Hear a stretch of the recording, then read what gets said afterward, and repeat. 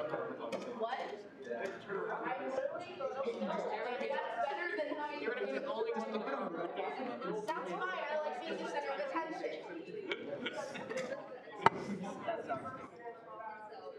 It's true. I like being the center of attention.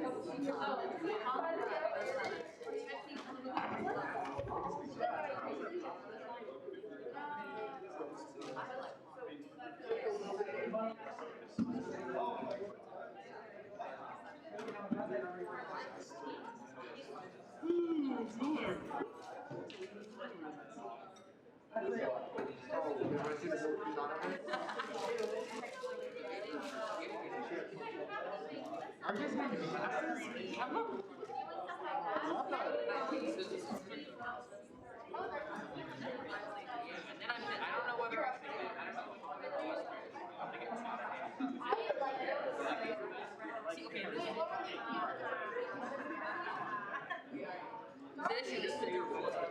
That's why I can't file it because if I get one of these two. Go back to the other one. I don't like them. I don't like them. You don't like them? I like them. I mean, I kind of like them. I think they're too springy and like going into the winter. Well, I mean, like, there are these as well. How are you doing?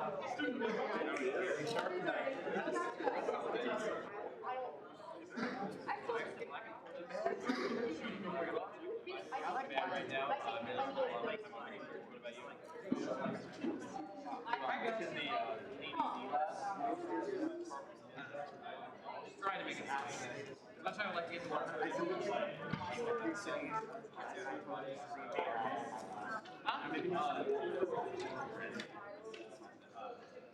Yeah.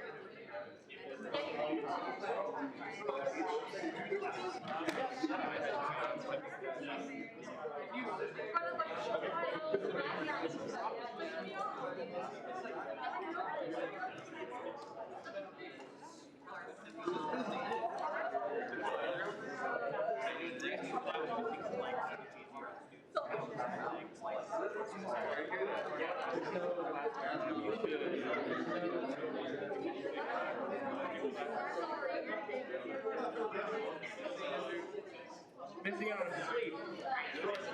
Missing out on class.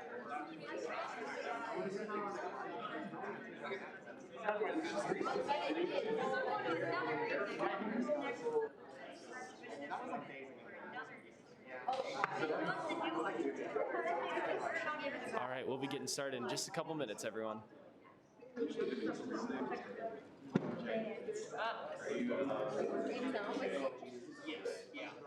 Much better this week, so good, thank you. Hey, neighbor. So you're not my neighbor. What up, neighbor? I'm so 12 weeks left. We paid too much money to I would love to live there.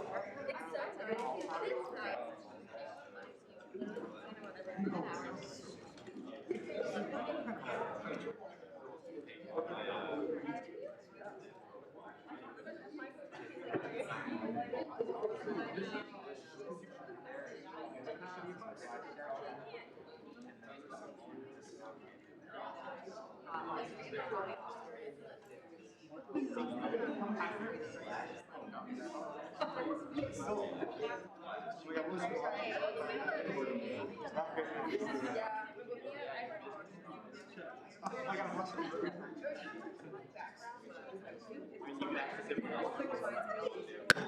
I now call this meeting of the Kansas State University Student Governing Association Student Senate to order. Please rise for the Pledge of Allegiance. I pledge allegiance to the flag of of the United States of America and to the republic for which it stands, one nation under God, indivisible, with liberty and justice for all.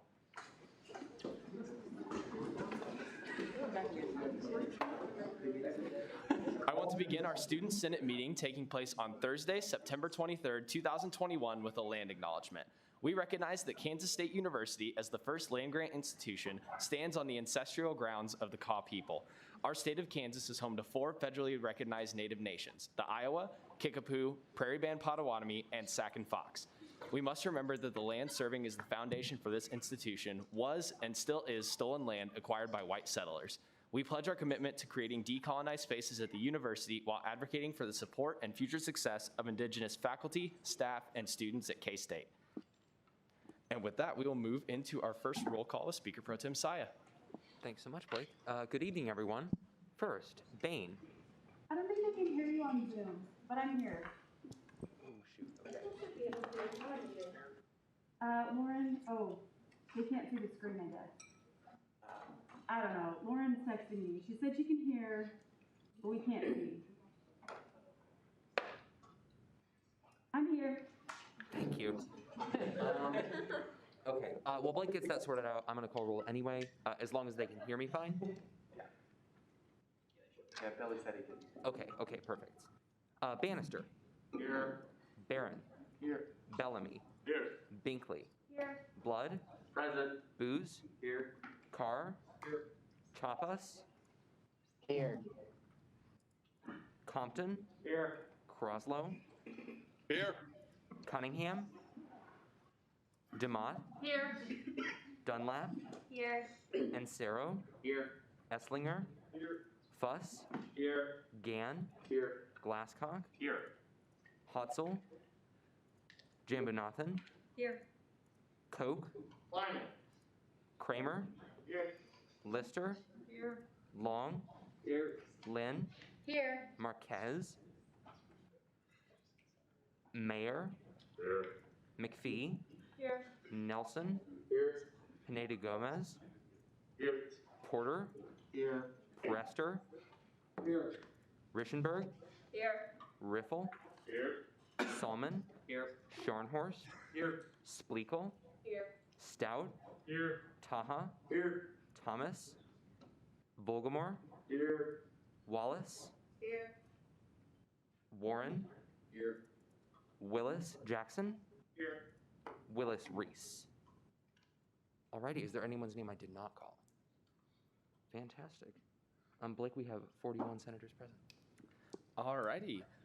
With that, we will move into our first open period for the night. Are there any speakers for first open period?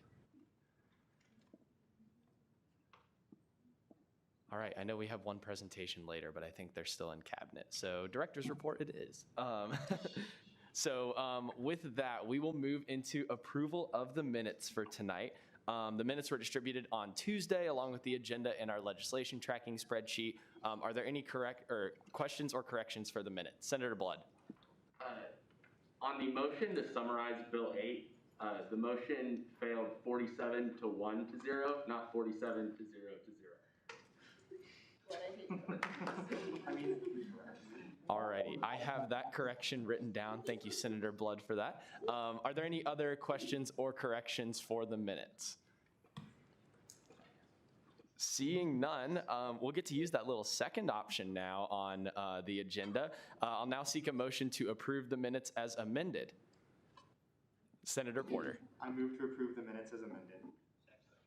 It has been moved and seconded to approve the minutes as amended. Are there any objections? Seeing none, the minutes will stand approved as amended. With that, we will move into our announcements for the week. So first of all, if you aren't vaccinated against COVID-19 or know of anyone looking for information, please see the lines below.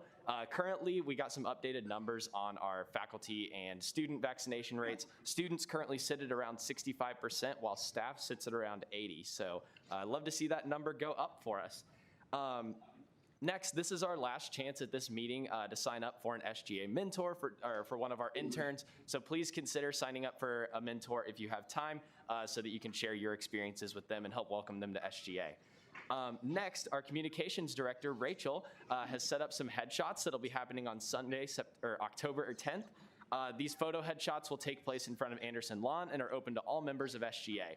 Dress in whatever clothes you feel like what you would like to be photographed in for a professional headshot. If you have any questions or a conflict with these dates or times, would like to have the headshot taken, please email Rachel and sign up at the sheet below.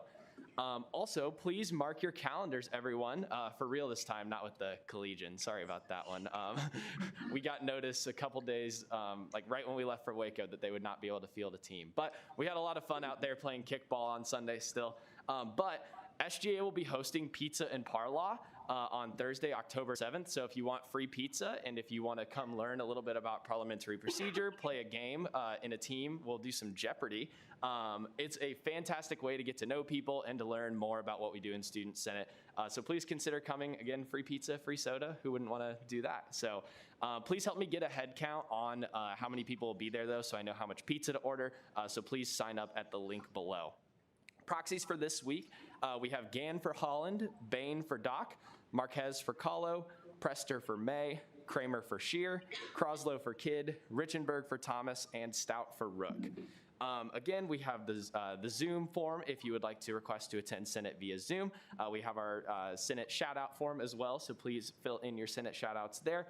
Our SGA members of the week this week are Parliamentarian O'Donohue, Governmental Relations Chair Richenberg, and Intern Coordinator Arnold. Ariana, Marta, and Michael all stepped up in a huge way last week to help run Senate while Nick and I were gone in Waco. So thank you all for going above and beyond to help our organization. If we could get a round of applause for them.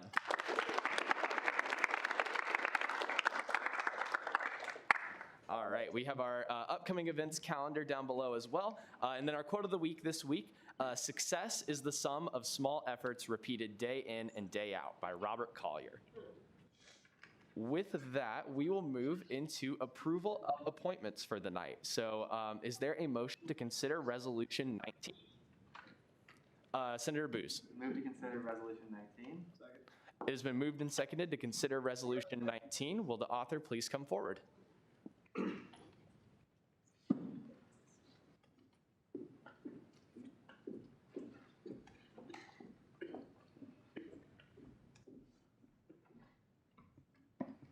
Hi, everyone. Hopefully this goes better than last time. So, Resolution 2122-19, approval of appointments to the Judicial Branch by Annalee Hobbs, Lake Phillips, and Matthew Swords.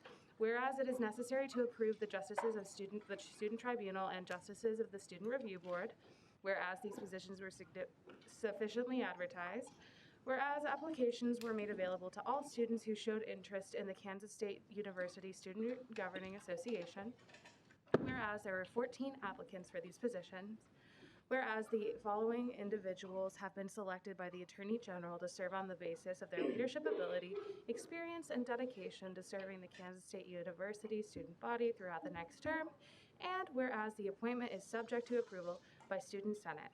Be it resolved that, Section 1, the following individuals be approved to serve as justices of the Student Tribunal for the 2021-22 KSU SGA term. Ashley Elliott, Ed Melanda, Darby Leach, Noah Younger. Section 2, the following individuals be approved to serve as justices of the Student Review Board for the 2021-2022 KSU SGA term. Shakayla Harris, Anastasia Flomachon, Hattie Polson. All right, are there any questions or corrections for the author? Senator Booz. Yeah, this is the first group of justices that we're selecting after we eliminated the requirement that they be from different housing situations. So I was wondering if there were any substantial similarities in their housing situations. So, I am not for sure on that, but I would like to point out for certain that there is actually a significant amount of diversity among this group in other ways. I'll go back to that, I'm not avoiding the question, but we have a doctoral student, which is something we've never had before. We also have an individual that's currently serving from like Scotland, and she zooms into all of our meetings. So we have a global campus student. And I do believe one person on our SRB that was sworn in last year is still currently living in the dorms, if I can remember correctly. If anyone back there, are you all living independently? Like, your no is living in the dorms. Okay. So yes, we do have representation on both SRB and tribunal from resident life. Thanks. No problem. Any other questions? I love them.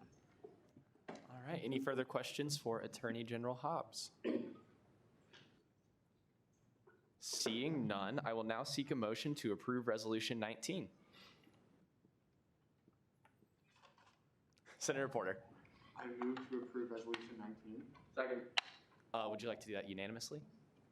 via unanimous consent. Second. All right, it has been moved and seconded to approve Resolution 19 unanimously. Are there any objections? Seeing none, Resolution 19 will stand approved. If you all want to come down front, we can go ahead and get you sworn in and introduced to SGA.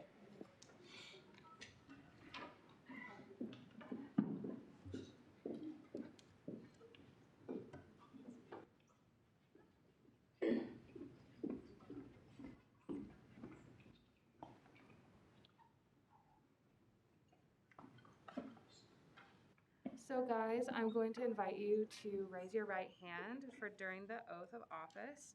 And then after I conclude my statement, just say, I will. So, I do solemnly swear that I will faithfully execute the office of Student Tribunal or SRB Board and will do my best ability to preserve, protect, and defend the Constitution of the Kansas State University Student Governing Association. I will. Awesome. All right. Say your name, hometown, major, and favorite smell.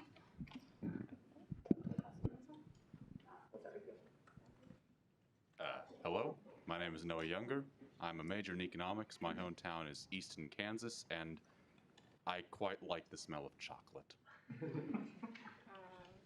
Hi, my name is Anastasia Pomchalern. I'm a political science major. I'm from Salina, Kansas, and I guess coffee.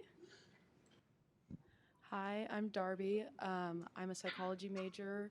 I'm from Wamego, Kansas, and my favorite smell is probably Starbucks.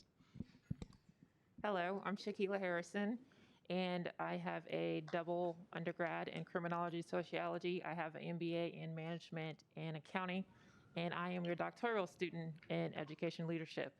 And my favorite color is yellow, and I love Starbucks. Hi everyone, I'm Melanda. I'm from Liberal, Kansas. My major is political science, and my favorite smell is rain. That's a good one. I like that. Hello everyone, my name is Hattie Polson. I'm originally from Frankfort, Kansas. I am majoring in agriculture economics, and my favorite smell is when somebody smells like really nice and you're walking on campus and they walk by and it's breezy and you just like weren't expecting it and you're like, oh, like that was kind of nice. It's like a little surprise. Hi, my name is Ashley Elliott. I am double majoring in elementary education and history. I'm from Olathe, and my favorite smell is banana Laffy Taffy.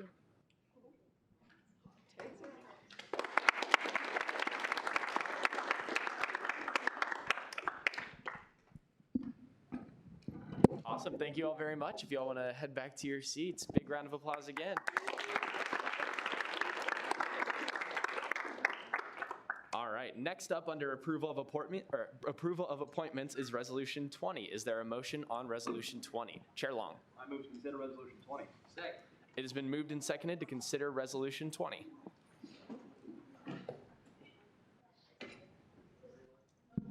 Howdy, folks.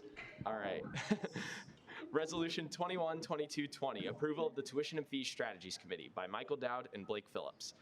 Whereas the Tuition and Fees Strategies Committee shall be responsible for studying, analyzing, and recommending tuition principles, tuition funding initiatives, college-specific fees, and proposals to the Kansas State University Student Governing Association and University Administration. Whereas Article 4, Section 12A of the KSU-SGA bylaws provides for the creation of the Tuition and Fees Strategies Committee. Whereas the Tuition and Fees Strategies Committee shall be composed of the student body president and speaker of the Student Senate, who shall serve as co-chairs. Whereas applications were made available to all students through the SGA General At-Large application, and whereas the student body president and speaker of the Student Senate shall appoint one senator from each academic college to the committee, subject to Student Senate approval. Be it resolved that Section 1, the following individuals be approved as members of the Tuition and Fees Strategies Committee: Bryce Atchison from the College of Agriculture, Adrian McFarland from the College of Arts and Sciences, Alexander DePaz from the College of Business Administration, Ben Keller from the College of Engineering, and Laura Bain from the Graduate School. Alrighty, thanks so much, Blake. Are there any questions or corrections for the speaker? Senator Scharnhorst. Yes. On line 2, it says, actually, both line 1 and 2, tuition is misspelled and committee is misspelled. Thank you very much for that. And I have an additional question. Go right ahead. So you said, Blake, on line 20, one senator, should it be senator or student there? Shall appoint one student. Yes, so that should be one student because this was made through the at-large application. Any student can serve. Alrighty, are there any further questions or corrections? Director Colburn. What will you do about the colleges that don't have a representative? Yeah, so unfortunately we had a lack of at-large applications. Some students from some of the academic colleges didn't apply for Tuition and Fee Strategies Committee. So what we're looking to do, we are searching for people as fast as we can. Our plan is to hopefully have people selected by next Senate so that we can get them sworn in and serving on the committee as well.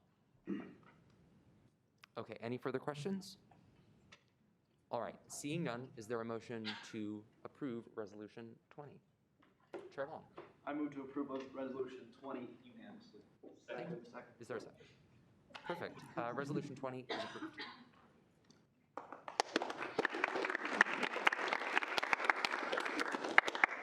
Awesome. Thank you all very much.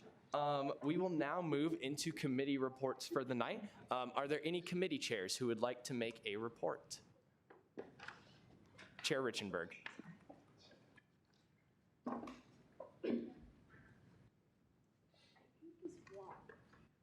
This is awkward silence and I get it. Okay, I'm like not, don't laugh because I'm gonna start laughing. Yeah, so I'm not gonna go over, yes, we're still doing the vaccine thing, so if you wanna do that, come to GR. I know Gus did, this is kind of the main thing I wanna talk about. Gus is kind of working on election reform type stuff. So if you received an email from him about that, please, please, please fill out the survey to make his life a little easier. And if you're interested in taking the survey, hit up Gus Scharnhorst. Got his last name right. Sorry, Tanner. But yeah, that's all I have. Okay. Are there any questions for Chair Richenberg? Seeing none, thank you very much for your report. Are there any further committee chairs tonight who would like to make a report? We'll get you in director. I think. Oh, no, I know what you're talking about. Go ahead, Cameron.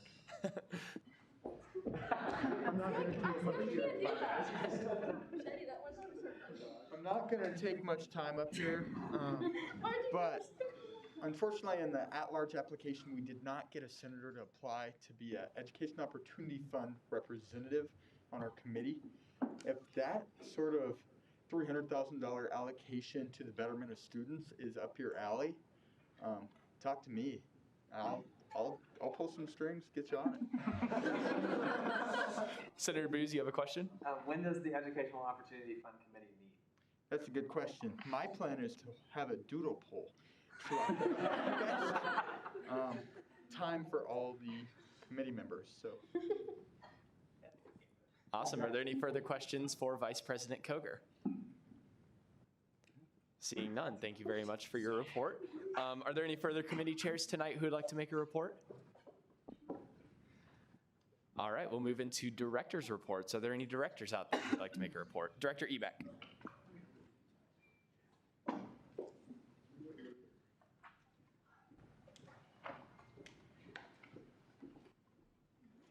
So this is going to be pretty quick. PowerCat Financial is hosting a Investing 101 workshop October 4th at 5 p.m. just to help students basically start their own portfolio, give them basic investing advice, anything like that, because they're technically not allowed to do so when they come on one-on-ones just because it's dealing with their actual personal funds, but we're giving them a workshop of how to develop their own portfolio. And then I have a meeting with Jackie Koski, she's the Global Campus Advisor, and then Jody Cause, who's the Director of PowerCat Financial, to set up university-wide budgeting workshops, just basically to help students understand like how to create your own budget, but also helping them understand student loans or any other kind of debt they can get into throughout college. Awesome. Are there any questions for Director Ebeck? Seeing none, thank you very much for your report. Are there any further directors who would like to make a report tonight? Intern Coordinator Arnold.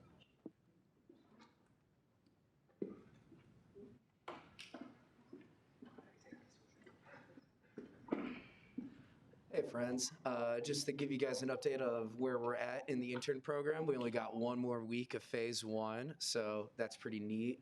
We'll be reaching out to y'all about your mentee if you applied and got one Monday. And then also if you do have a mentee, please write a quick little note for them for next week during Senate. We'll be doing the whole reveal stuff in first open period. Awesome. Are there any questions for Intern Coordinator Arnold? Seeing none? Gary. Oh. Is the note supposed to be on Paper, paper? whatever you can write on. You can get a big piece of 2x4 and put a Sharpie on it. All right. Any further questions for Intern Coordinator Arnold? Cool. Thanks, Gal. Thank you. Are there any further directors tonight who would like to give a report? Director, my goodness, Cone, my bad. Attaboy Logan! We're gonna come up together.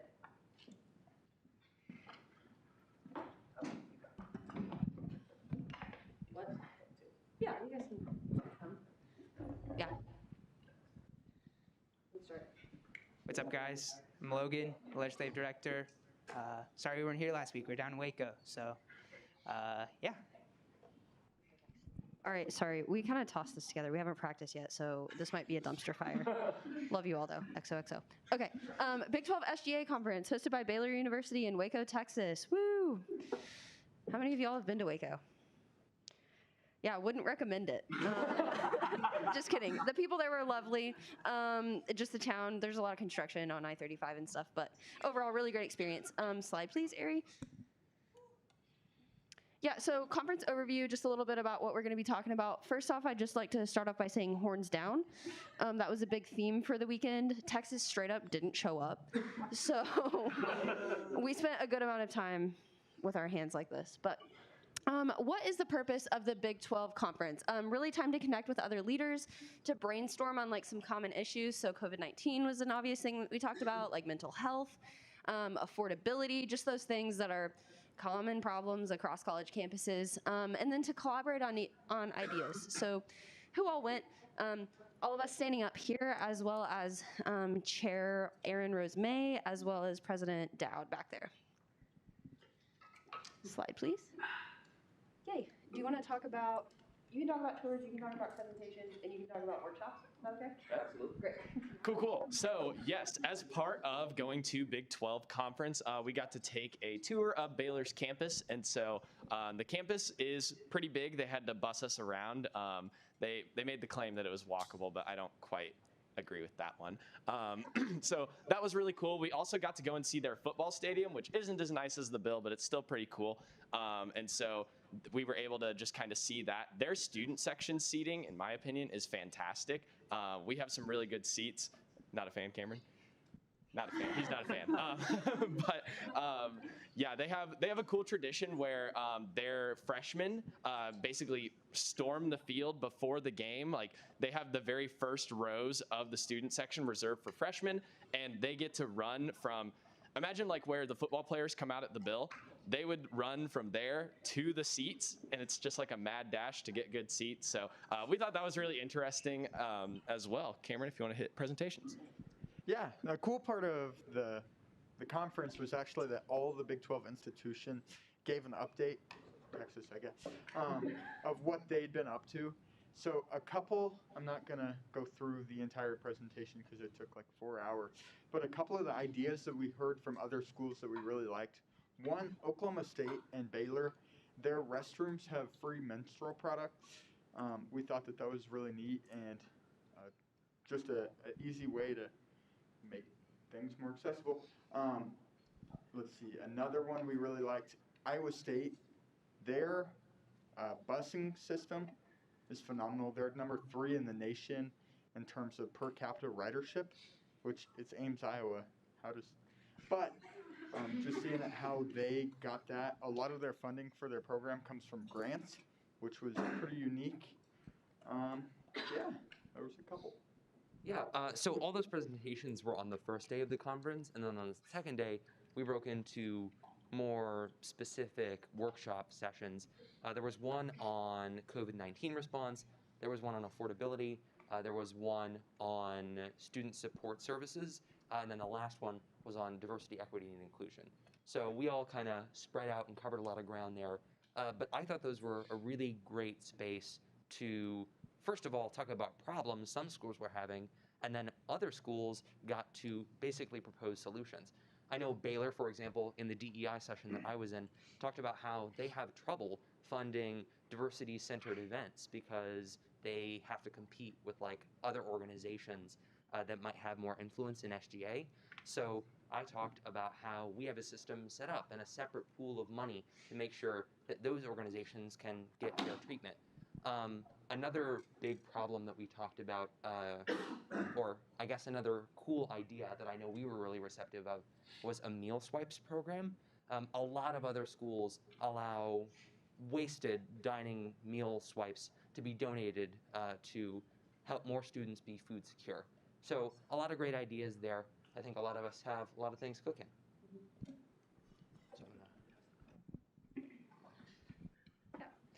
Blake, you can talk about our presentation. Yeah, for sure. So when it was our turn on the very first day to present, we got to obviously give a presentation. We went last, only right before Baylor, so save the best for last. They're the hosts, so they obviously go last. But the main things that we hit on during this presentation, our intern program. The other schools absolutely ate it up. So big shout out to Michael out there for doing a great job with our intern program. Yeah, I got to throw the horns down in there.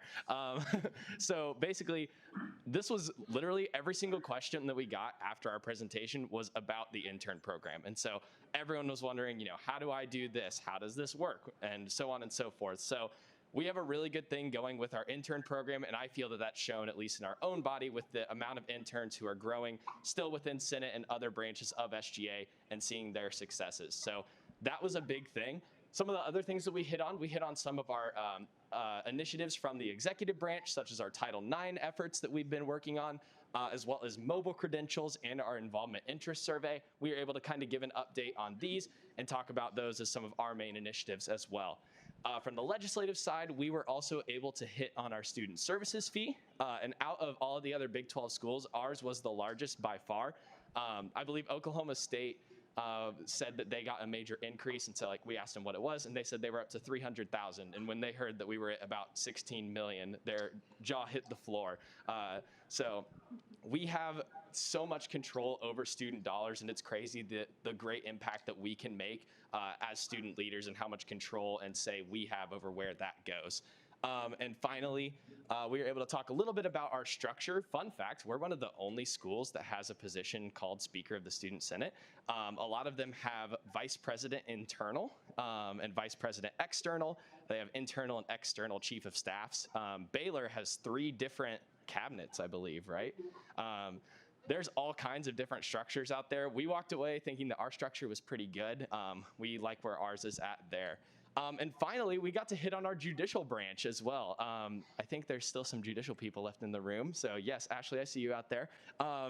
So a lot of other schools' judicial branch, they don't have a lot of quote unquote power.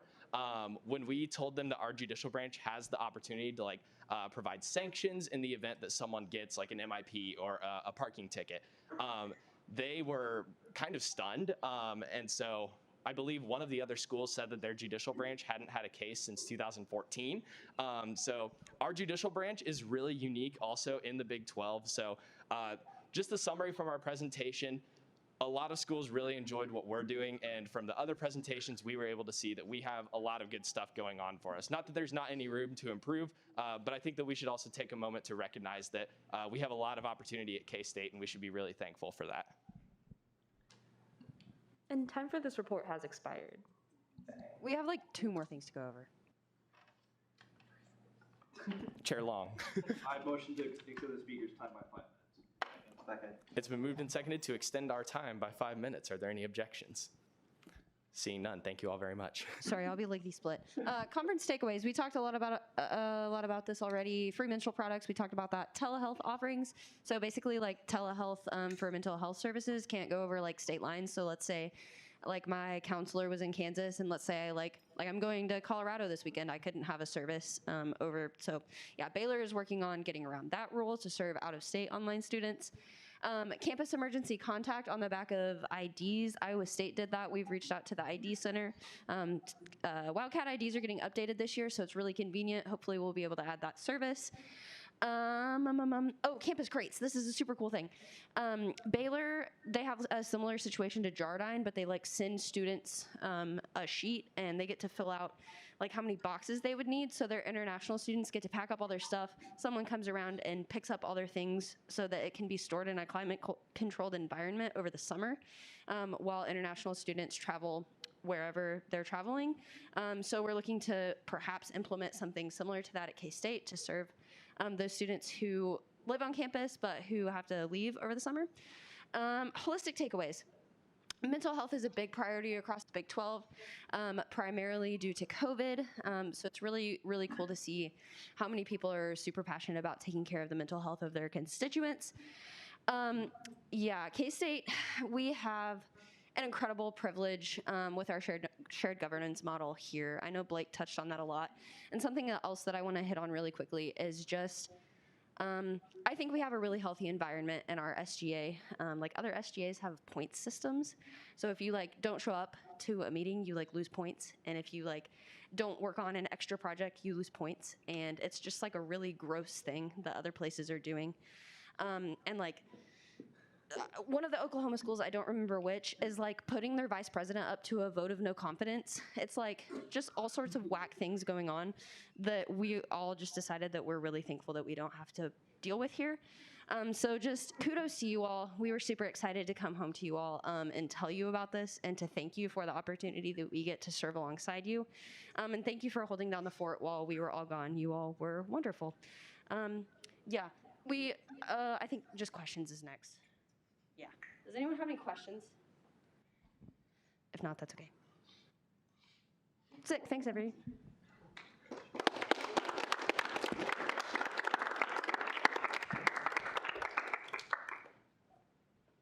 All right, thank you all. Are there any further directors tonight who would like to give a report? President Dowd, you have a report.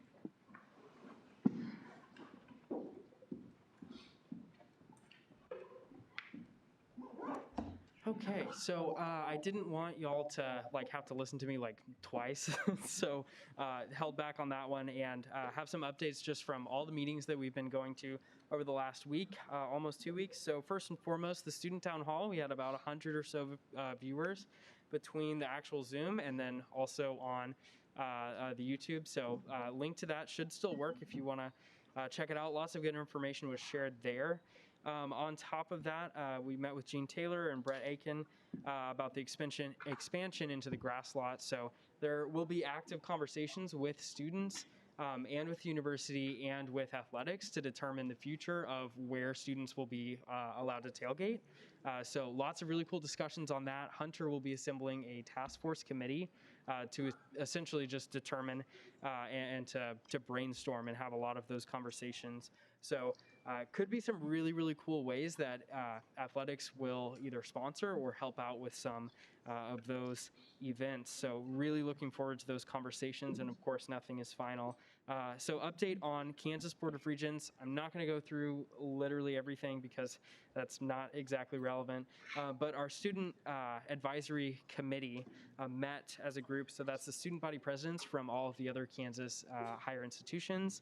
And our 3 main focal points for this year are increasing student engagement, student health insurance, and increasing involvement with our state representatives. So looking forward to accomplishing those. And if you have any questions about the ways that, I mean, it's going to be unique to each university. And so we already have a few ideas as far as at least for student engagement, how we'll be implementing that here at K-State. So Fiscal Affairs Audit Committee, that's like washing paint dry. So see if you have any questions about that. The only thing that was really brought up during that committee meeting was specific to K-State was the proposal for the athletics building of the indoor football arena or indoor football practice center, as well as the Olympic arena or Olympic training center and volleyball facility. So search committee updates. This one has been widely requested. So we launched on August 20th.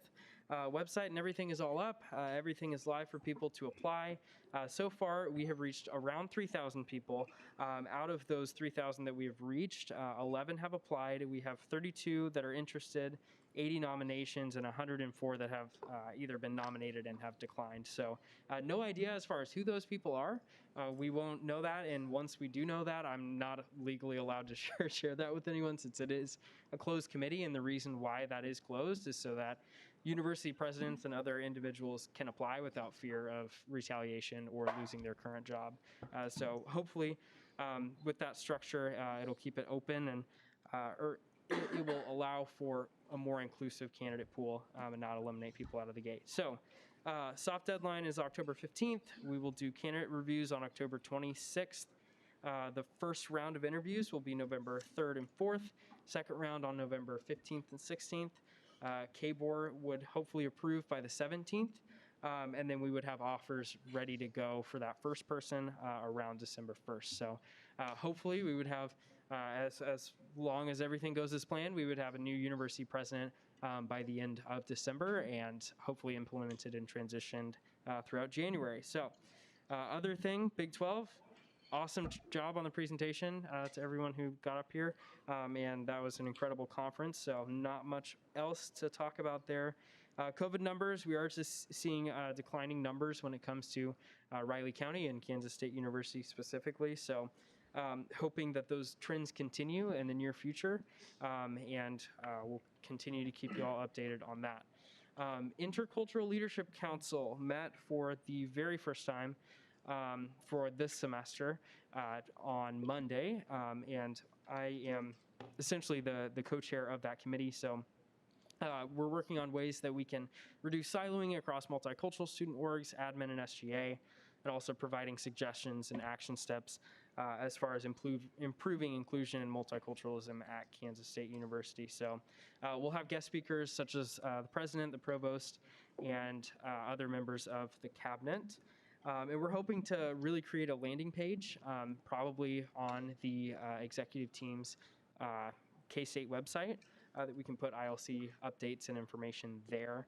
And yeah, also work on really creating more contingency between all three.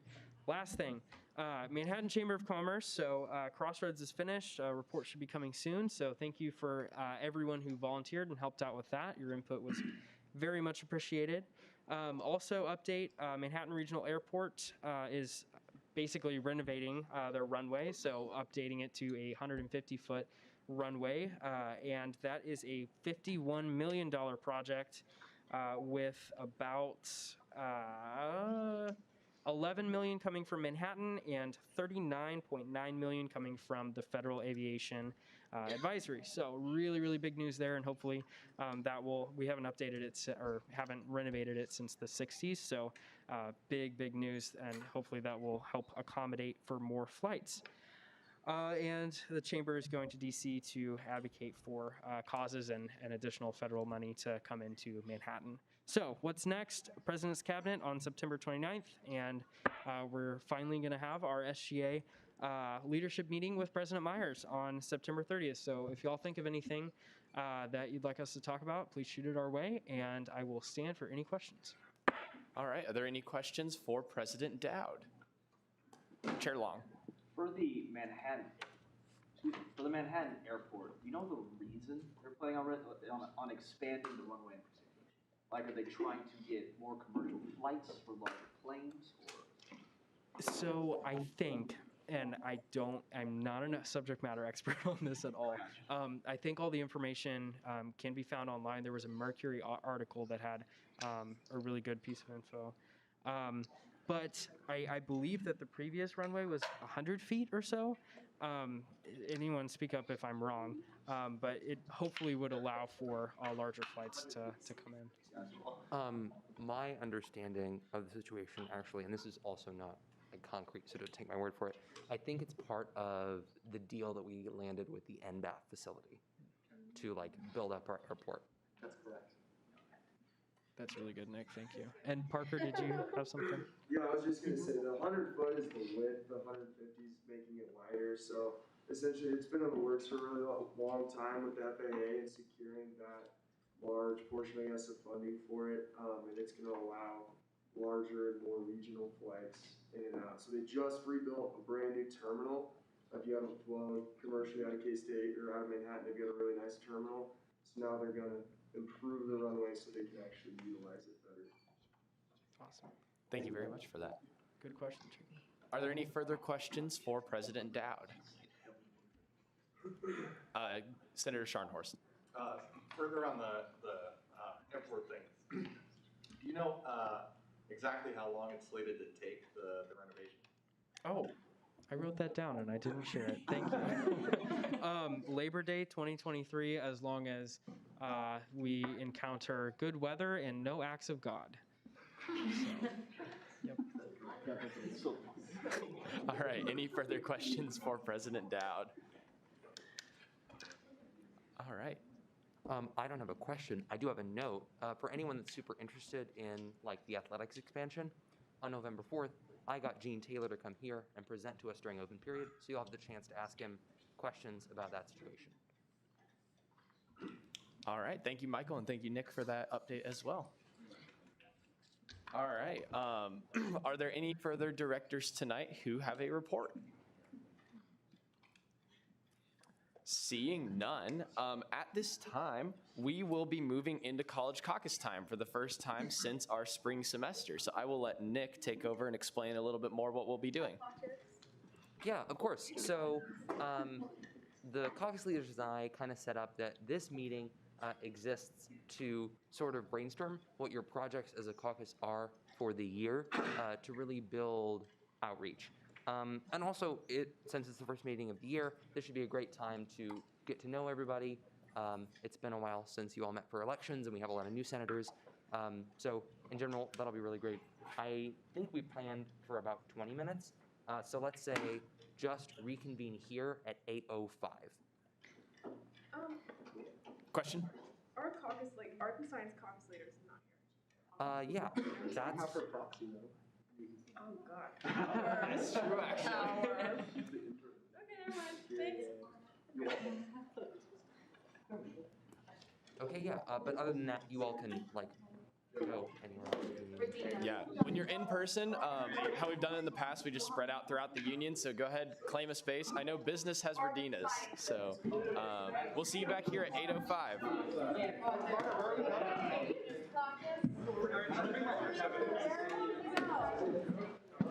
Also, heads up really quick, if you have a member of your caucus on Zoom, please let me know, and I will get accommodated for that.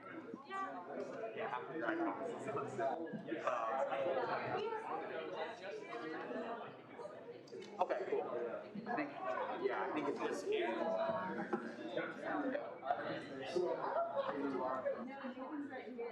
Oh, you got Emily dropped, Michael dropped, Lauren Lane dropped.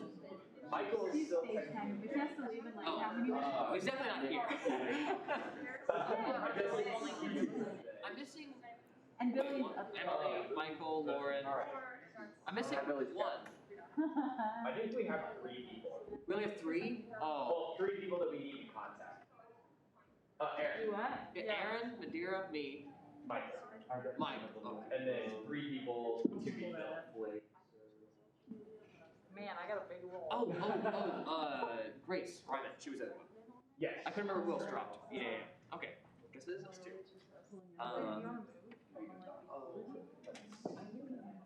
Yeah, maybe I'll just really hear you. There's only 2 of us, so like we don't really need a lot of space. Are you sending that over to them, or do you want me to? I think I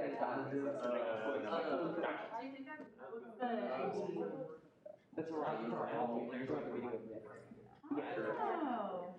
Well, I was in the restroom. Where did arts and sciences go? Ooh, that's a good question. I'm not sure where they went. They went somewhere though. Sorry. Right. Yeah. So. Okay, so. Yes. Yeah. Okay. Preface. Right. Two open spots. So, for grad centers. And, you were a write-in, right? During election time? and like generally. So if we had write-ins, we should already known about To like write-ins, go now, present right? to them. So is it the grad, The intern program, but the also grad running student the council students. that comes up with? I think our goal should be trying to write it just.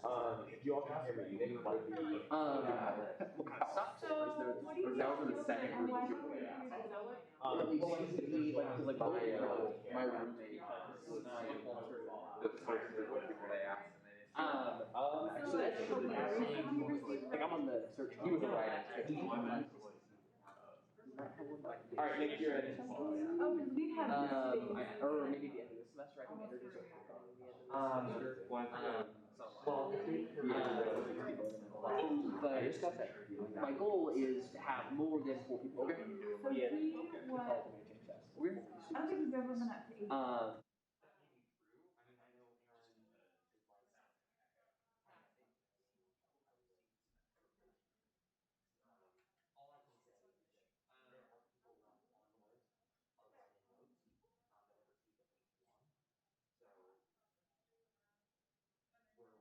So at what point then does it become the grad school? Morgan and I, last year, we responded to an email from the grad school saying they were looking for grad student senators. And so Hey, everybody. it's kind of conflicting because that's how. Blake, you can turn that mic off. I've got it on my piece. Yeah, this mic is on. Working on the speakers. How you doing, Billy? I'm good. I can barely hear you guys, but I can hear you. So last year, Lauren and I became senators because we emailed the grad student council. So I guess I was under the impression that the grad student council was trying to find the senators to fill those, or students to fill those spots. That probably would have been mismanagement of the constitution or things like that, right? So even if you look at the application checks, right? Yeah. And you have and then it is also based in. So when did we decide that elections are like done? Elections are So we're still waiting for data from March elections to affect what's going on right now. we elected no senators in the first place, and then over time, some of us resigning, or like we just off for stuff, we just had to replace those seats. So Yeah, that's it. Now we can hear. There we go. Okay, perfect. Thank you so much. Like Squid is not a senator. That's correct. So does the grad school council need to fill his spot? They wouldn't fill his spot before we had the chance to fill his spot with the writing. Yep. Yeah, that list hasn't been exhausted yet, I don't believe. That's correct. But I think quite a bit of it's been gone through. I know they've approached a lot of the single vote write-in candidates already, and they've already turned it down. Has Squid been expelled already? I believe he did resign, yes. I'm not one. Okay. He resigned. Okay. Blake's saying that's true. Right. Resigned, expelled, no longer an issue. Yes. Yeah. So that would be 2 seats. And Ops hasn't gone through all of the one vote write-ins yet, right? So we're like 6 months out on this though. I feel like We should get a move on. But these things happen throughout the course of the year. Squid wasn't out until like last week or 2 weeks ago. But we've had one vacancy other than him for Since the election. Yeah, that may. So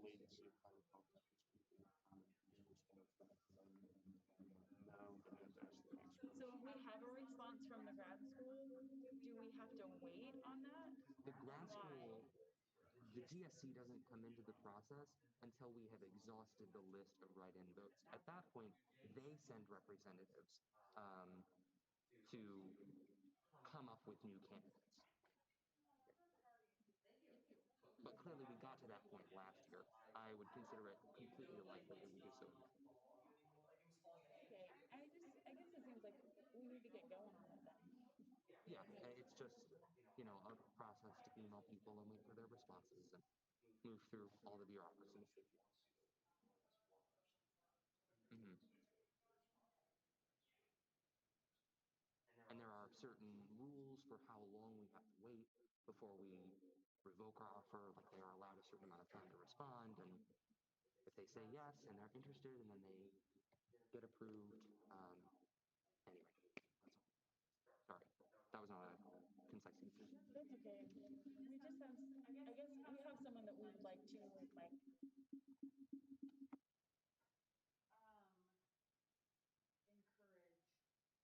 speak or like present. Hey, we just lost the sound, guys. Shoot, okay. I'm gonna go try and turn off Ari's mic. Yeah, that'll do it.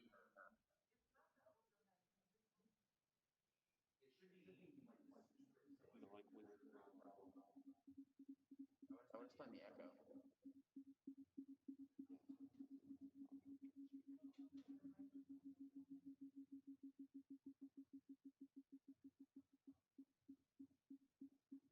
I didn't do it.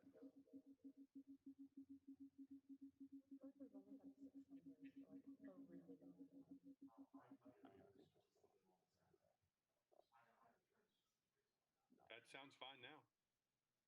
Well, that's why. Oh. Sorry about that.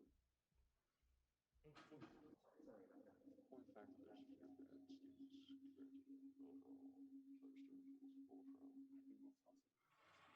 The lack of interest. I was just saying, like, for grad student, they're less interested than your average undergrad in a service institute. But they have more on their plate otherwise. Maybe we should just leave the Wildcat Chamber. Yeah, this is real frustrating. I think that makes the most sense.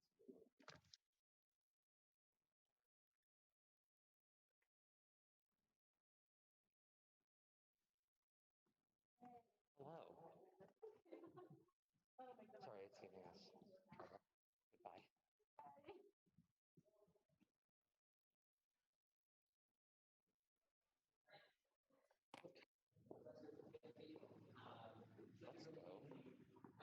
Goodbye.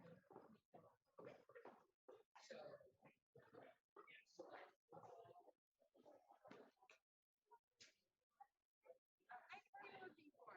We're going somewhere that isn't in there. It's given us computer trouble.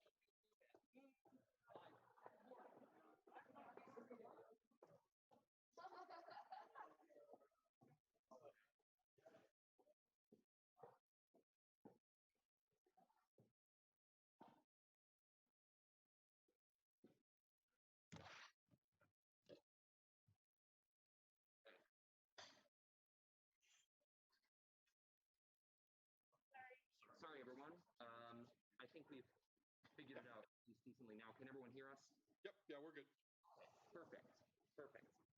So yeah, that is a very good line of questioning, and that actually gets into the problem that Marcus and I were running into in our conversation, right? Because when we're talking about grad students, it's not, it's not outreach in the same fashion that like trying to get undergraduate students engaged is. It's something totally different.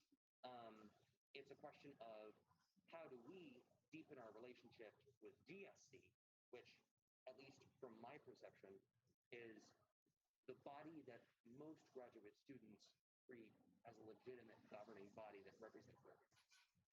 And the GSC doesn't really help that because they make it very confusing. Like, there's a difference between GSC and SGA. Like, it took me a few months in the Senate to realize, like, where's GSC? And to realize, like, there's no GSC exactly with SGA. So they don't help that. Because, like, they, when they were, because I thought we were advertising for a senator because I knew that we had 2 open spots.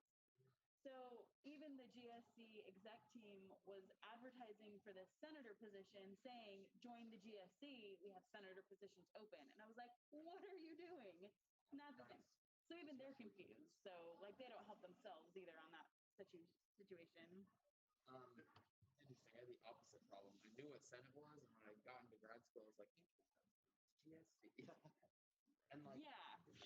the college councils are. But you did your undergrad here, Yeah, right? but I've been here for 6 years, and I knew people that were in SGA. So. Yeah.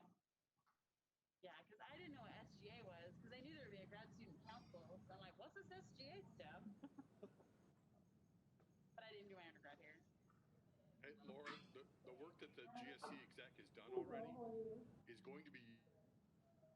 When you were sending me that email traffic today, I thought that Senate Ops had already reached out to you and said that they had exhausted the single vote write-in candidates and that they were now pitching it to the college council, which is what the bylaws state. GSC is the college council for the grad school. So the advice I was giving you was under that assumption. Now what I'm hearing from Nick is that not all of those single line write-ins have been exhausted, and that's fine. Ops should be doing that. Now your concern is, why wasn't Ops doing that in May? Is something we can address later. And I wish we'd have done that, because there was a vacancy that should have been gone out. It wasn't squids, it was an actual vacancy that had to be filled. We've had that one for a while. Yeah, but regardless, the process is going to be activated right now. So the candidate that GSC exec has found will be fine, because likely those single vote write-ins will not have any interest. And that's how it's been historically. So you're actually in the position I was in 2 years ago when I was pressing Andrew, hey, GSC is ready to fill that vacancy. And Andrew's like, whoa, we got some time, dude. Back off, big man. Don't hurt me. And I paraphrase, obviously. So, yeah, this isn't an issue. I could see Andrew being a little scared of you. No, he's not. All right. But yeah, you're in exactly the right place. And you guys are touching the right thing. Most people don't understand the difference between GSC and SGA as grad students. And I think I feel like that's on GSC though, because they don't help with that. Yeah, you're right. Yeah. I think the number one issue for us though is to update the webpage. And when they migrated the grad student webpage, they transferred a lot of the GSC information. And that was one of the things that Dean Petrescu asked us to do, was to come up with. You mean on Org Central? No, on the grad school webpage. We need to have an SGA listing. And so, I've been meaning to do this for about a week or two now, but circulate, their little bios that we pitched to the dean. I want to recirculate those and then have everybody put a picture on there so we can put all that up with a description that I can draft up for you guys to approve of what SGA means for the graduate student body. And that way, when it goes on the GSC webpage, people can click on it and see. That's, I think, our first step. It's not really outreach, it's more education. And it'll help differentiate that. And then if we can get that into the GSC transition handbook, which I try to do with my position description for what you're doing now, that would be another step, because you're the GSC and SGA right now, at every level, exec and ledge. So, I think that's a second step that we can do. And then, yeah, there probably needs to be a real thorough sort of transition document that explains to each GSC president and president-elect what's going on. So Dr. P has asked me to sit down with Marcus, David Marcus, yeah. Yeah, sorry, not Marcus Kid, but David Marcus, to help him understand that. She's like, Ping Ping should get it, because she's been with you for, a year already. And I'm like, still working on some of that. Yeah, Ping Ping, I think, has some organizational flowchart misunderstandings. But that's fine, right? I mean, Ping Ping's got a lot to worry about. So, but Nick, did I sum everything up as you're seeing it too? Yes. Okay, all right. I think your description of the situation is accurate. Right, Donnie, I see you. I don't see Nathan, so I don't get that kind of visual feedback. I'm around the corner. Yeah, I know you're there, but I didn't see you. Are you guys seeing it that way too? Yeah. I'm sorry, I've kind of been a little lackadaisical about that. I've been meaning to send that about a week or so ago to get us moving in that direction with some of those things that Dean asked us to do when we met with her. And I think it's going to kind of solve some of this problem. Like I said, I've been meaning to do it, but my advisor's been tasking me hard, so. What were the action items from that meeting? So the action items were, she wants us to, in her words, identify barriers that prevent graduate students from being actively involved within SGA and maybe GSC as a whole, and then identify areas where her team and the faculty can help, right? And I think that website initiative is one of the big things. When they migrated from the old website, there was some data that was lost, particularly discussion of what a senator does in the SGA. That got cut out. And it had been one of my things to do on my list that's about 25 items long that I kind of never got to. Yeah, no big deal. It's fine. So, but yeah, that it was the number one thing. She wants us to identify these barriers and then come up with what I'm calling specific deliverables for her and Megan and the new associate dean to work on, using their sort of power and their influence as the dean and represent the grad school to see what else we need. But we have a physical plant, we being the GSC, the office. I don't know if you guys have been over to the office yet. I know Laura knows where it is. But GSC has an office. You guys can borrow from the exec if you want to hold meetings and stuff like that. So there's some other things that we can use. I know we only got like a minute or two. Oh, sorry. Yeah, Marcus isn't here tonight, and Lauren's Like, not here. you'll forever be missed on computer science. Oh yeah. Oh, I see. She just left. That's what you were posting later on. Okay. But guys, that's how I see it. I don't know if you guys see it. Are they both job have it maybe, or Our practice wants to use this one. oh, okay. I'm sure it'll get a good work together. So holding it down with you and RJ. Yeah, I know. No, we got good ideas. Yeah, I think we're gonna be able to do stuff like I think we're gonna focus on advisors first because people have meetings and pre-class and really next like to build a resume. This is a pretty good resume. Yeah, in my opinion. At least we can advertise. And then we will have them. I go like email everyone.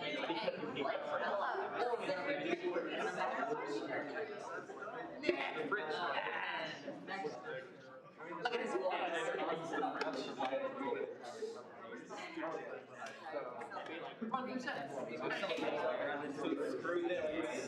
but I think like there are people just interested and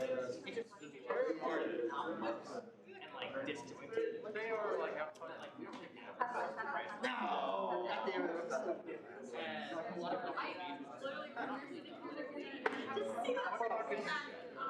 and so trying to my goal is more than 4 sentences. So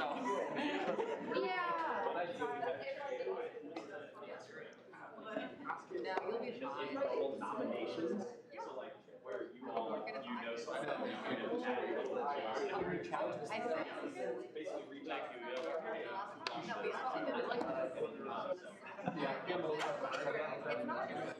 Do you happen to know off the top of your head?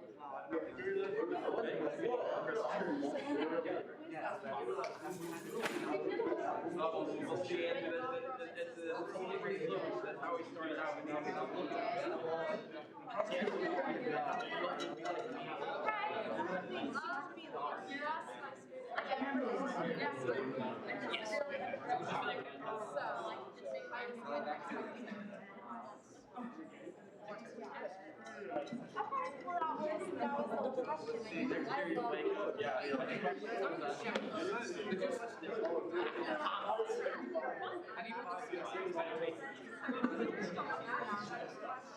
I have faith in me as your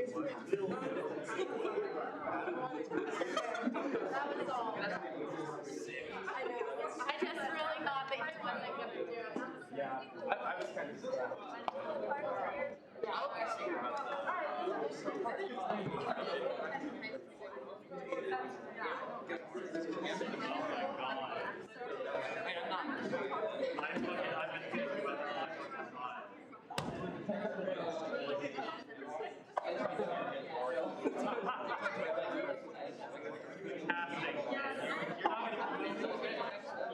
See if you can kill the pictures.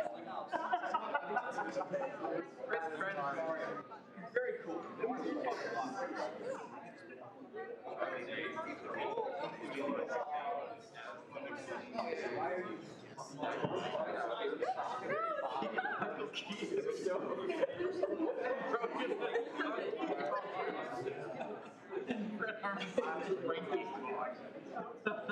Yeah. I'm just All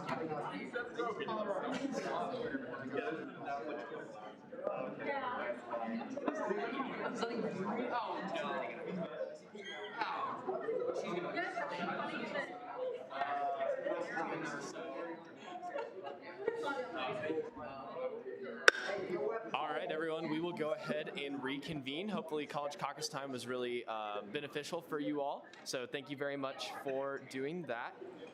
Next up on our agenda will be final action for tonight. So first up, or actually our only thing, we have Bill 8, which was referred from the Senate Operations Committee favorably with a vote of 5-0 to 1.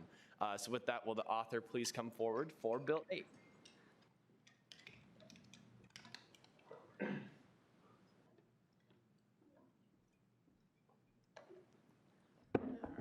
Have any changes been made? Yes, there was a couple. So, let's see. On line 87, it says at least 1 hour before the start of Student Senate. That used to be 24 hours, but it's now 1 hour. And then I think we removed a subpoint D in section C1. That was just like explaining the 24 hours thing since we don't have that anymore. I think that was the only two changes that were made. Awesome. You have first rights to debate. All right, cool.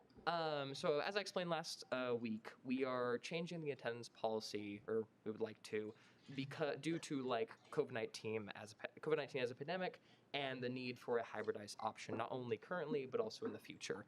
It's my opinion and the opinion of many in Student Governing Association that a hybridized Senate allows us to still function in person as we are currently, but it allows greater access and equitability in a variety of different formats. So first of all, it obviously offers greater accessibility for members of Student Governing Association who are in different locations, such as like Billy, who is zooming in, or I think Alexa from France, which is very cool.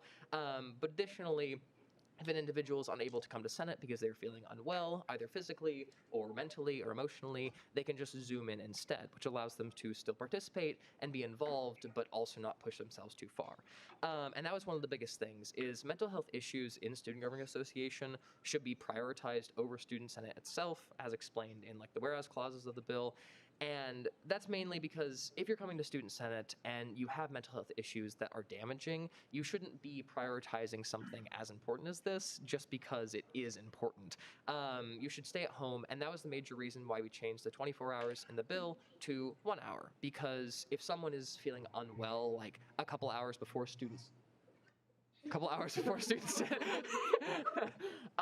they shouldn't have to think that far in advance, often can't think that far in advance because they have to notify the speaker a couple hours before because they didn't have a good day or they have to help out a friend for some reason. The main reason for these changes is that in the future, if something like COVID-19 is still happening or does happen again, we want to make sure we have a hybridized format set up. Additionally, it is just a more equitable and accessible form of having Student Governing Association and Student Senate, and therefore I think it is just better. Additionally, you may notice that web conferencing platform is used within the bill itself. That's mainly to allow for us in the future to use other things besides Zoom if K-State and Student Senate does so. If you have any questions, please let me know. I guess there's no questions. Never mind. Yes, thank you very much for your debate, Chair Salmon. Is there any debate in the negative on Bill 8? Chair Stout, or Senator Stout.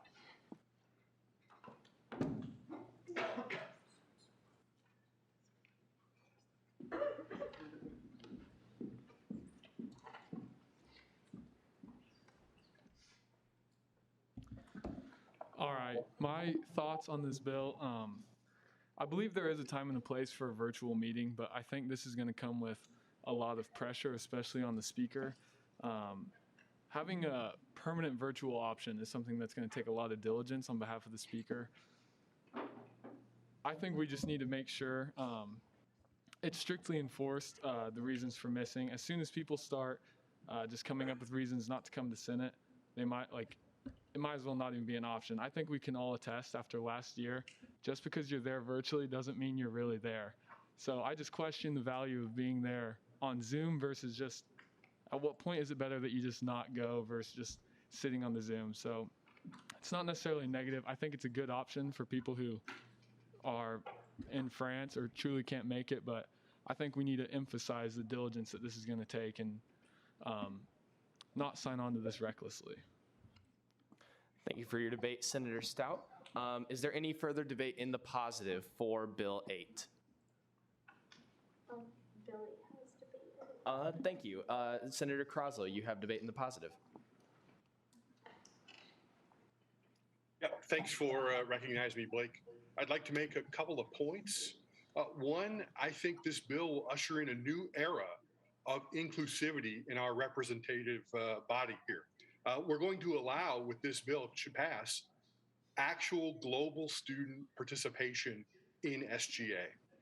One of the things that we've not had heretofore was the ability to seat a global campus senator because of the requirements for attendance.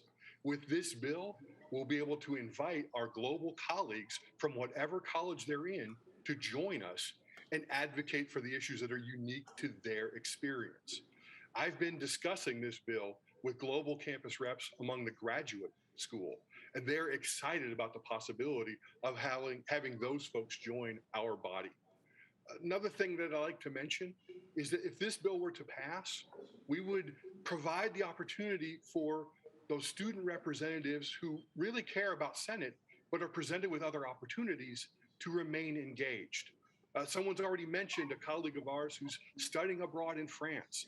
We also have had in this body student athletes who've had to sometimes select a proxy and not be involved in the process because they were traveling representing us on a volleyball court or a football field. With this bill, they might be able to join if it doesn't interfere with their practice.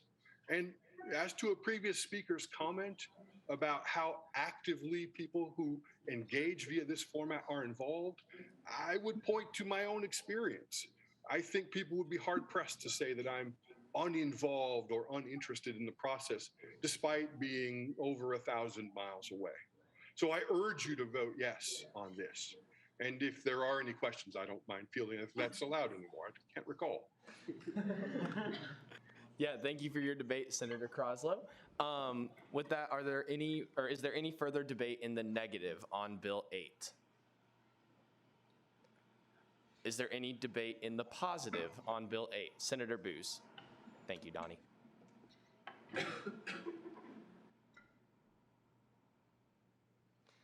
Yeah, I just wanted to come up here and say that I heard the previous speaker's concerns on this, that sometimes it is easier to, not be here and not participate in the same way that it is that you are here. Obviously, we need to make sure that we have the most engaged people who are running in the first place, so that we've got people who are engaged, even if they're not in the right place. But the other thing I wanted to suggest is, that's not something that results in the bill failing, or at least not in my mind. Instead, I'd point you to submitting an amendment to possibly changing 3D here, which would be any other reasons at the discretion of the speaker, to changing that to kind of limit the ability of the speaker to give out this ability for people who are just, in other places. That would possibly cause we could have good debate over what those boundaries should be, but and I could maybe see a case for restricting those. However, I do think that it's important to have this reason, to have this ability for physical distancing reasons, or if people just happen to be elsewhere but still want to participate. And so overall, I would vote yes, and I could see more debate on an amendment, but not more debate on this bill. Thank you for your debate, Senator Booz. One thing before I ask for debate in the negative, Andrew reminded me, I do have amendment legislation forms, whether it's for this bill or in the future. Amendments must be submitted in writing unless you're over Zoom. So if you're ever interested in doing an amendment for any piece of legislation, feel free to come see me up here and make these available. So with that, is there any further debate in the negative on Bill 8? Is there any further debate in the positive on Bill 8? Senator Glasscock.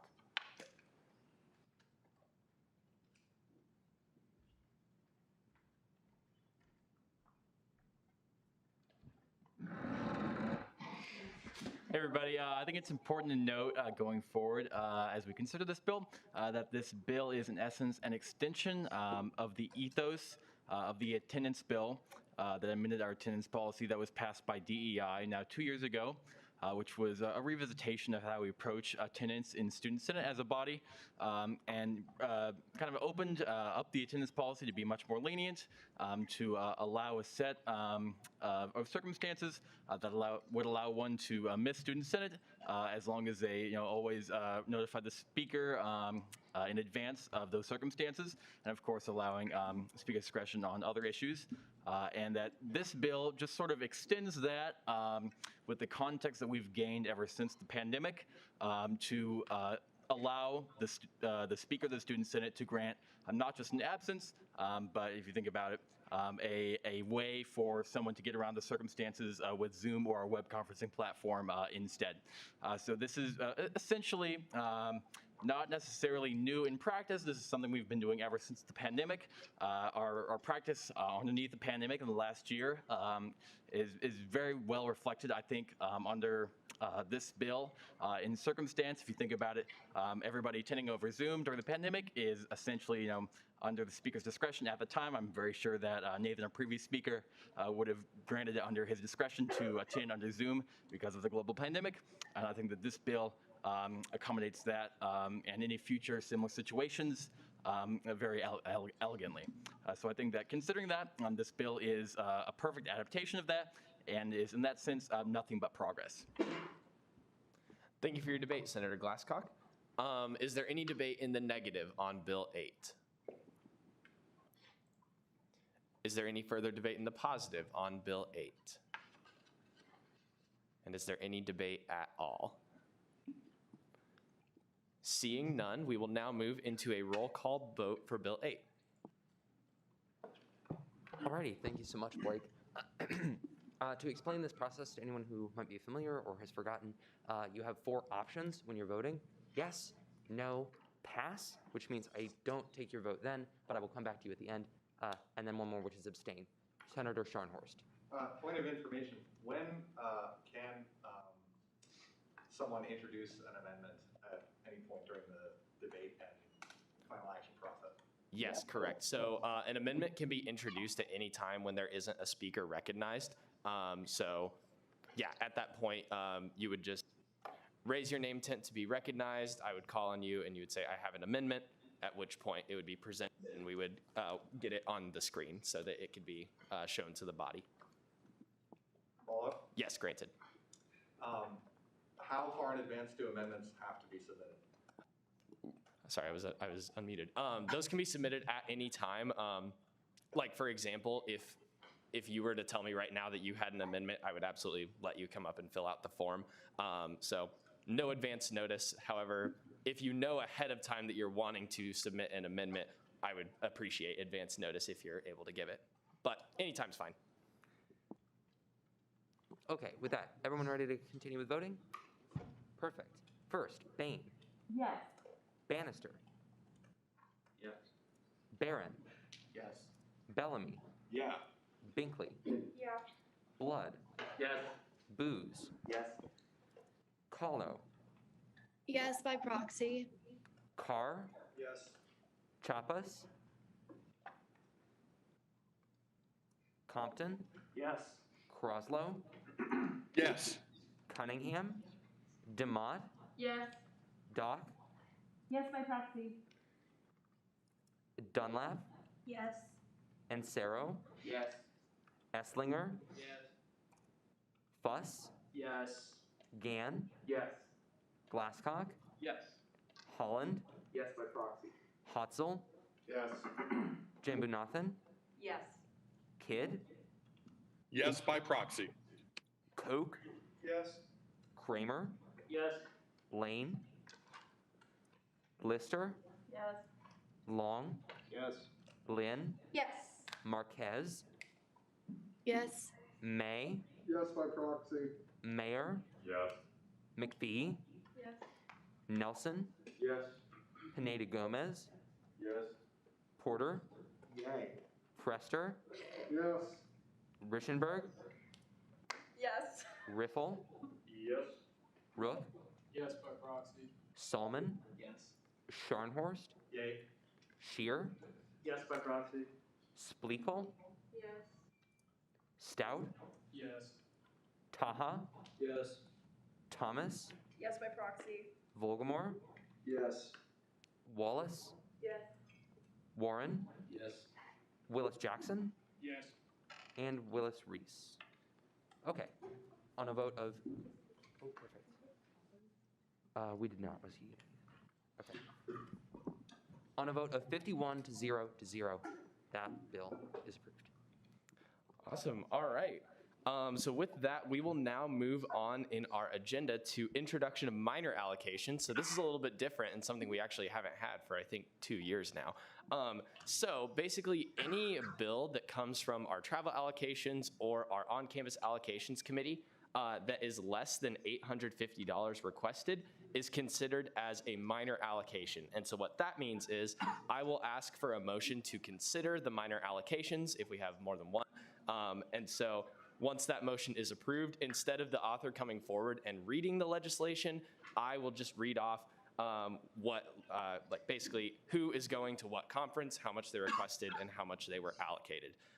It's an effort to basically have all of our smaller dollar amounts into one. However, anything over $850 requested will be taken in introduction of legislation, as you'll see later on in the agenda. Are there any questions about that process really quick before we move on with the legislation? Cool. Alrighty, so with that, I will now seek a motion to consider the minor allocation. Chair Long. I move to consider the minor allocation. Second. All right, it has been moved and seconded to consider the minor allocation.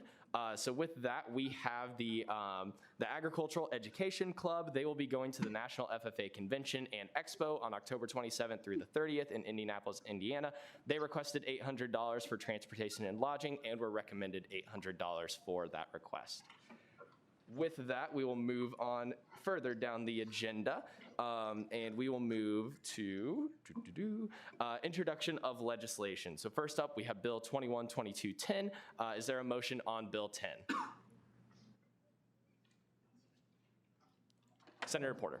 Move to consider Bill 10. Second. It has been moved and seconded to consider Bill 10. Will the author please come forward?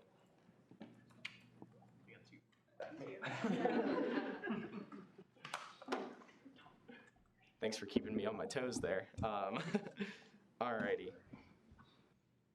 Let me scroll down.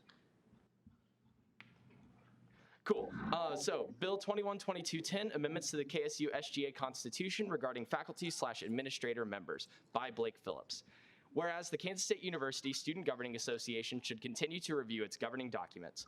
Whereas currently there are 2 faculty administrator members of Student Senate, one appointed by Faculty Senate and one appointed by the Vice President for Student Life.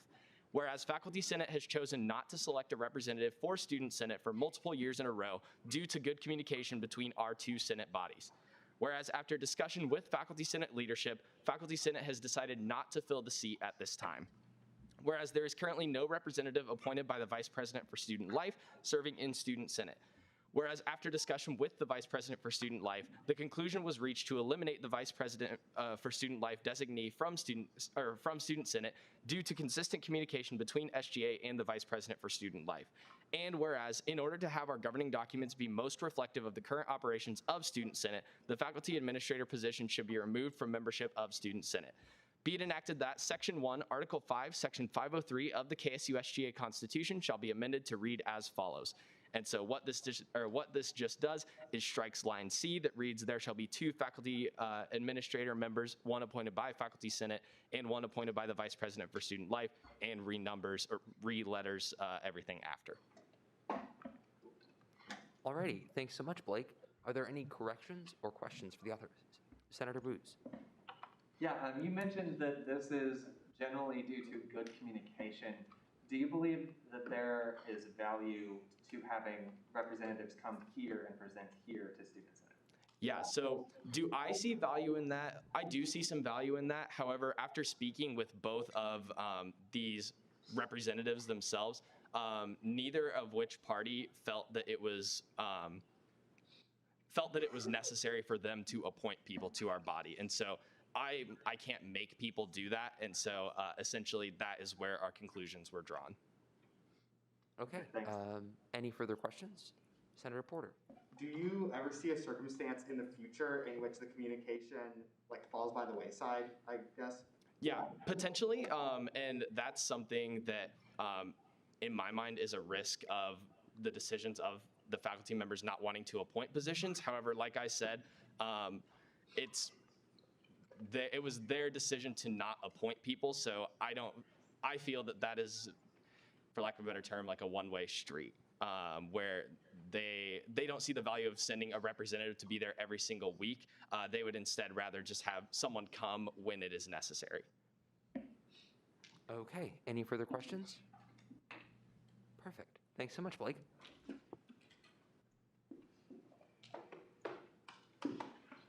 All right, we will move to our last legislative item on our agenda. So is there a motion to consider, sorry, I have to scroll back up now, a motion to consider Bill 11? Senator Porter. Prester, my bad. Consider Bill 11. Second. It has been moved and seconded to consider Bill 11. Will the author please come forward?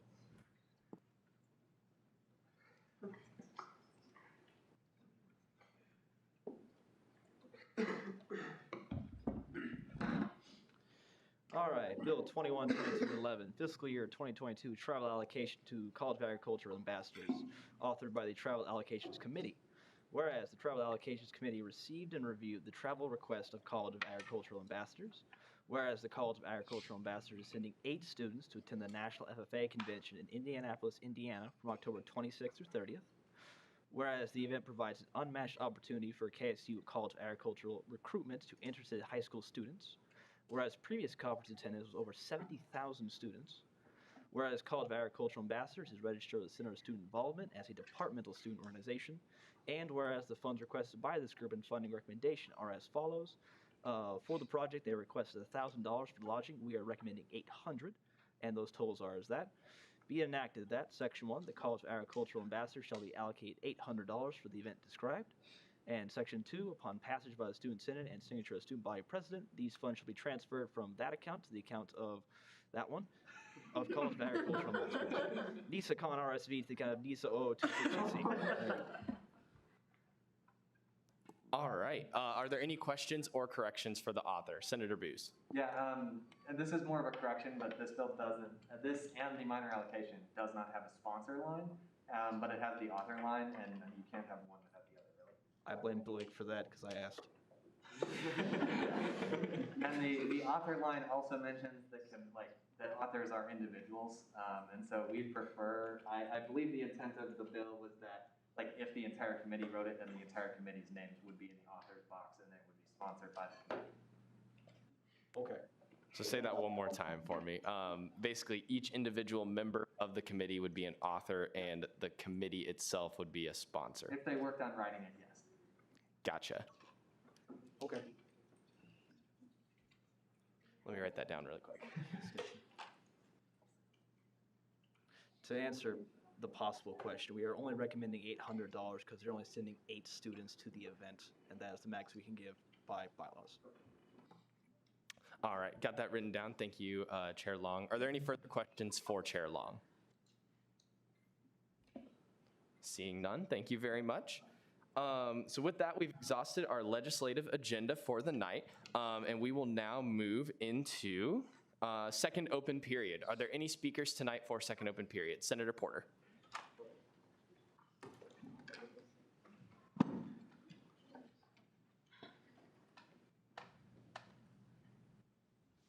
Hello, everyone. I just wanted to offer some clarification about the conversation that was had just now about authors and sponsors.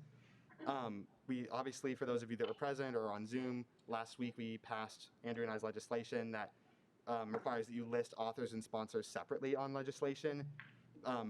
Basically, like what Blake and Andrew were talking about, if your committee authors a piece of legislation, the members of that committee that worked on the legislation are the names listed. So if 3 out of 6 members of the committee are the ones that actually wrote the bill, those 3 names are the ones that are listed on it, and the committee is listed as a sponsor if the committee votes to sponsor the legislation. If your committee is authoring it and doesn't vote to sponsor it, I don't know why you would be authoring it as a committee, but that's beside the point.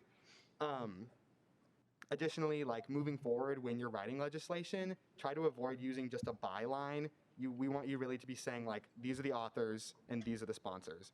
If it's the same, then it's fine, I think, to just say authors. Andrew, we had that in the bill, right? We actually, like, there's one bill this time that just uses by, I believe. Yeah. And then like that's basically connotating both authors and sponsors. Yeah, so it's okay to use the byline if the authors and sponsors are identical, but if you have different authors and sponsors, go ahead and say like, here are the authors and here are the sponsors. Gotcha. Thank you very much. Are there any questions for Senator Porter? Seeing none, thank you very much for your second open period speech. Are there any further speakers for second open period? Senator Booz.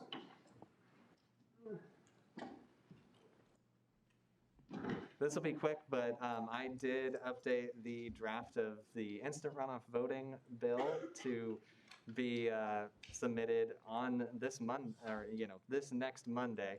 We'll be submitting that. I sent it out to the people who wanted to comment on it on Saturday. So, and if you have comments, feel free to ask to be added to that list, or if I already emailed you, please get those comments in by Saturday, so that I'll just have enough time to put them into legislation by Monday. So, other than that, the intent is for me to give a presentation in first open period next week about like what all of the details, but don't hold me to that, but it will be submitted this Monday. All right, are there any questions for Senator Booz? Seeing none, thank you very much. Are there any further speakers for second open period? Senator Scharnhorst.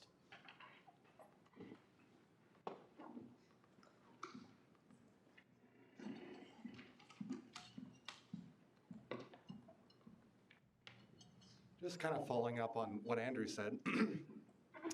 There are many things left to do with our election system. It's something that I've been working on quite closely. I sent an email with a poll out to members of 3 standing committees earlier this week, and it reveals that voter turnout and general student apathy toward SGA is a huge problem, which everybody in this body that I have polled seems to recognize. And then there's a second part which is kind of exclusive to me that I wanted to bring up because might help to understand my motivation a little bit. So I was sworn in 2 weeks after the elections because I was just under the threshold. And so I didn't experience any of the normal senator onboarding. And I felt that the timing of the elections relative to summer was kind of strange because I kind of take this pretty seriously. I want to be an active member, and having not experienced onboarding, and even then, if I had, I'm not sure that I would have been able to do anything with my summer, which is something I strongly considered. I wanted to make the most of my time in this SGA term. So I found those things kind of strange, and so that's a second facet to the problem. So obviously there's this big problem with SGA and students having a disconnect, and then I consider it a problem the way that sort of new senators are inducted. I think that's something that we can work on. But IRB is a great way to start with election solutions. So everybody, vote for Senator Booz's legislation once he approves it. And that's it. Awesome. Are there any questions for Senator Scharnhorst? Seeing none, thank you for your speech. Are there any further speakers tonight for second open period? Chief of Staff Billman.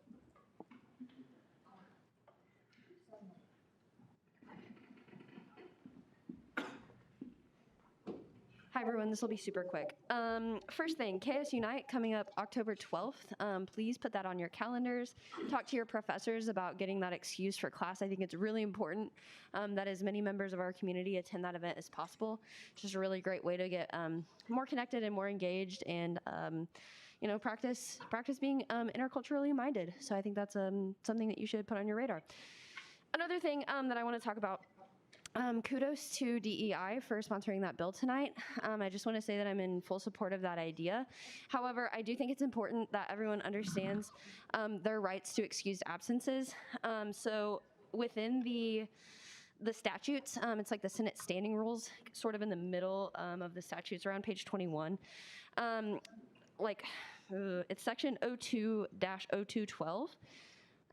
So there's a section that calls for special case excused absences. And it says special case excused absences, circumstances exist that prevent such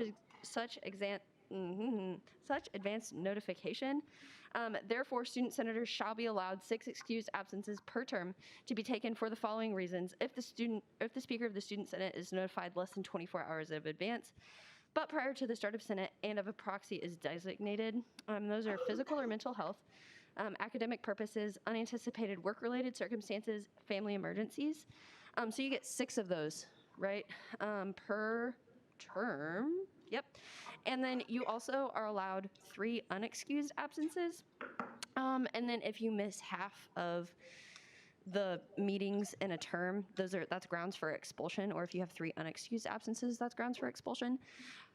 I am in full support of always having a digital option for people who choose to come.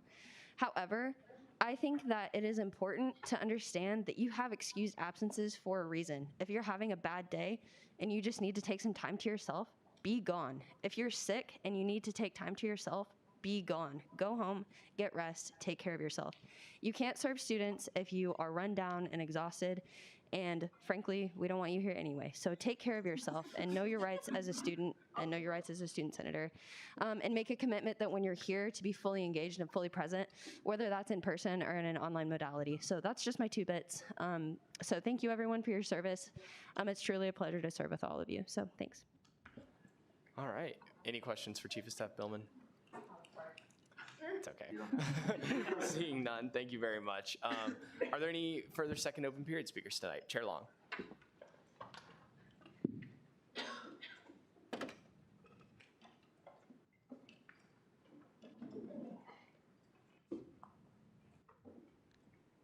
Hello again. Not entirely SGA related at all, but I had the pleasure of going to the Beach Art Museum today, which I had no interest in doing until I was required to do it by Lead 212, and it was actually really cool and really impressive, and the building is cool architecturally wise as well. So if you haven't done that, I would recommend it. Paid for by your student services fee, by the way. Thank you, Vice President Koger. When you say beach art, you don't mean literally. I say that actually there was a painting of a sunset over a beach. So Okay, thank you for the clarification. yes. The featured exhibits right now are photography by 2 African American photographers. All right, Senator Porter. What was your favorite piece? I do not believe it hasn't had a name. It was one of the featured photographs. By the man whose name I forget already. However, it was of a child in a village somewhere in a third world country, and it was the juxtaposition of wealth versus non-wealth, and it was very interesting. And the photographer also used really evident use of lighting to show the difference. Awesome. Any further questions about the Beach Art Museum? Thank you very much for that plug, Jacob. All right. Are there any further second open period speakers tonight? Ari. Thank you. So just to touch on something that Blake mentioned earlier, we are doing pizza and parla, which I am kind of in charge of. Sometimes Blake doesn't include me in emails, and it makes me sad. So if you could please fill out that interest form as soon as possible, because I'm trying to organize some fun stuff, like prizes maybe. And I need to figure out how big teams will be so I can figure out how many items I will need to get. And yeah, thank you.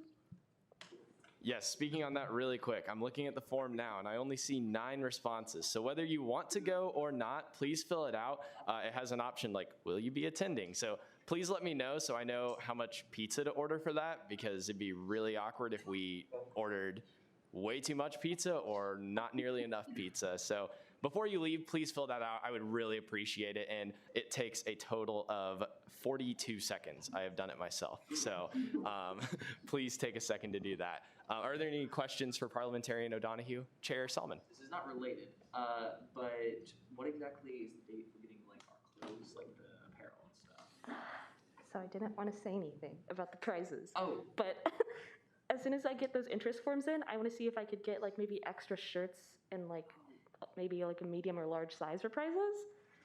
So the sooner you get those in, the sooner I can like place the full order. But the ETA is like 5 business days, so it'll be very quick. Cool. All right, any further questions for Parliamentarian O'Donoghue? Senator Scharnhorst.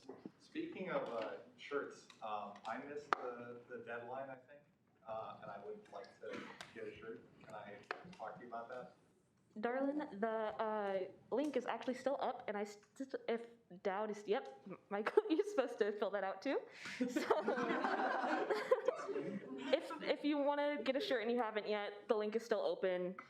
It'll be open probably for the next day or so until I get a good majority of those interest forms in. Awesome. Any further questions? Senator Bain. I don't remember how to Venmo you for the shirt that I think I ordered. Is that on the form somewhere, or? It is on the form. It's just my first and last name, which is on my name tag, and also I have the spreadsheet open. So let me just see. Sorry. Thank you. You're fine. Just realized I didn't do it. Also, yeah, I actually did want to say something about that. Make sure if you have Venmo'd me that you have Venmo'd me the correct amount. I have had an instance where someone has underpaid me. I think they didn't either select the right thing that they wanted or they just forgot how much it was. So make sure you double check that. I only have one recorded instance of that, but if you're going to pay me in the future, make sure you're paying me the right amount. Thank you. All right, any further questions? Seeing none, I see we're up to 13 responses on Pizza and Parla, so please keep filling those out. I know there's at least 41 people here, so I really hope to see that number at about 41 by the end of the night. Whether you're going or not, please, it's in the agenda. Please help me not overspend from our budget, and it's free for you all. So anyway, are there any further second open period speakers for tonight? All right, before we get to Senate shoutouts, I do have one quick thing that I wanted to mention. Maggie's speech a little bit earlier reminded me of something else from Big 12. When speaking with some of the other SGAs, Texas Tech in particular has a position called their Sergeant in Arms. Yeah, very interesting. And the Sergeant in Arms position is in charge of walking around in the back of Student Senate and essentially like making sure people aren't on their phones, making sure people aren't like looking at their computer. And if you are, you will get removed by the Sergeant in Arms. So all of that is to say, number one, we're not doing that. But number two, please just make sure when you're here to like be engaged. We're all representative of the student body, so please just make sure that you're engaged during Student Senate so that we can work to best serve our constituents and get really involved in student government and get the most out of our experience. So go Cats. Unfortunately, not go Raiders, right? Texas Tech Red Raiders, yeah. Anyway, so yeah, with that, I will turn it over to Speaker Pro Tem Saya for Senate shoutouts. Why couldn't I remember that? Alrighty, thank you so much, Blake. So every week, I am always reading the Senate shoutouts, and I have very much fun doing that, but it feels a little unfair to anyone that might have fun reading the Senate shoutouts as well.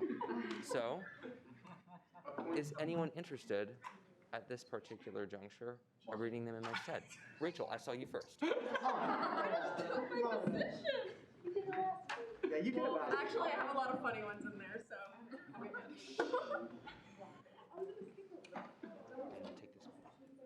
You are stupid. Thank you, everyone, for allowing me this opportunity. So let's get started. Tanner, you need to legally, change your last name, All Love. Like you are wearing blue again, Maggie would be disappointed. Glad to always have blood keep us on our toes. Legislative branch, beat executive branch, and kickball XX. Sorry, I gotta scroll, this isn't a math book. Shout out to the executive branch for having interactive and intentional conversations with the intern program, exclamation point, exclamation point. Huge shout out to Ariana, Marta, and Michael for running Senate last night. You rock. I would marry Marta if I could. Shout out to the Big 12 SGA conference members for an absolute dumpster fire of a presentation. It was really good. Don't listen to that person. Oh my gosh. Okay, shout out to Baylor for not requiring. Nick only ironed the parts of his shirt you can see. It's super wrinkly under his sweater.